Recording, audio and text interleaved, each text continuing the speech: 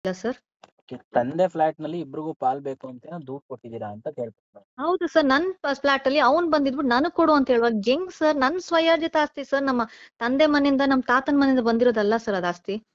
ಅಂತ ಆಸ್ತಿಗಳು ನಾವು ತಲೆ ಹಾಕಕ್ ಹೋಗಲ್ಲ ಸರ್. ನಮ್ನ ಕಷ್ಟಪಟ್ಟು ಸೆಲ್ಫ್ ಡಿಪೆಂಡೆಂಟ್ ಆಗಿರ್ಬೇಕು ಅಂತ ಹೆಣ್ಮಕ್ಳಾದ್ರೂ ನಮ್ನ ಗಂಡ್ ಮಕ್ಳ ತರನೇ ಬೆಳೆಸಿದಾರೆ ನಮ್ಮ ಅಪ್ಪ ಅಮ್ಮ.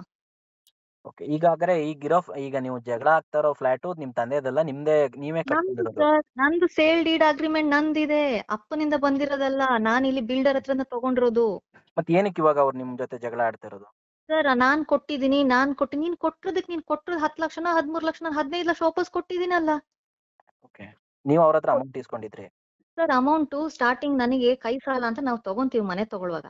ತಗೊಂಡಿದ್ದೀನಿ, ತಗೊಂಡಿಲ್ಲ ಅಂತ ನಾನು ಹೇಳೋದಿಲ್ಲ, ಓಪನ್ ಆಗಿ ಹೇಳ್ತೇನೆ, ತಗೊಂಡಿದ್ದೀನಿ. ಅದ್ ತಗೊಂಡಿದ್ದ ತರಾನೇ ವಾಪಸ್ ಅವ್ನ್ ದುಡ್ಡು ವಾಪಸ್ ಇಸ್ಕೊಂಡಿದ್ದಾನೆ ಸರ್. ಅದಕ್ಕೂ ನಾನು ಪೊಲೀಸ್ ಸ್ಟೇಷನ್ ಅಲ್ಲಿ ಪ್ರೂಫ್ ತೋರಿಸಿದೀನಿ, ಕೊಟ್ಟಿರೋ ಪ್ರೂಫ್ನು. ಅವ್ರು ಹೇಳ್ತಾರೆ, ನೀನ್ ಕೊಟ್ಟಿರೋದಿಕ್ಕೆ ಕೊಟ್ಬಿಟ್ಟಿದಾರಲ್ಲಪ್ಪ, ನೀನ್ ಏನ್ ವಾದ ಮಾಡ್ತಾ ಇದೀಯಾ? ಅದಕ್ಕೆ ನಾನು ವಾದ ಸಿವಿಲ್ ಅಲ್ಲಿ ಮಾಡ್ಕೊಂತೀನಿ ಸರ್, ಸಿವಿಲ್ ಅಲ್ಲಿ ಸಿವಿಲ್ಗಿಂತ ಮುಂಚೆ ಪ್ರೂಫ್ ತೋರಿಸಿ ಅಂತ ಹೇಳ್ತಾ ಇದಾರೆ ಸ್ಟೇಷನ್ ಅಲ್ಲಿ. ಅವನ ಹತ್ರ ಇಲ್ಲ ಸರ್. ಈಗ ನಿಮ್ಮಿಬ್ರಿಗೂ ಏನೋ ಗಲಾಟೆ ವೇಳೆ ಹಲ್ಲೆ ಏನೋ ಆಗಿದೆ ಅಂತ ಕೇಳ್ಪಟ್ಟೆ. ಯಾರ್ಗ್ ಹಲ್ಲೆ ಆಗಿದೆ? ಅವ್ರ ಮೇಲೆ ನಿಮ್ಗ, ಇಲ್ಲ ನೀವೇನಾರು ಅವ್ರ ಮೇಲೆ ಮಾಡಿದೀರಾ? ಸರ್, ನನಗೂ ಮಾಡಿದ್ದಾರೆ ಸರ್, ನಾನು ತೋರ್ಸಿನಿ ಸ್ಟೇಷನ್ ಅಲ್ಲಿ. ಓಕೆ, ಆಯ್ತಾ, ನನಗೂ ಹಲ್ಲೆ ಆಗಿದೆ, ನನಗೂ ಉಸಿರು ಕಟ್ಕೊಂಡಿದೆ. ತಮ್ಮನೂ ಮಾಡಿದ್ರ, ಅವಳು ಮಾಡಿದಾಳೆ ಸರ್.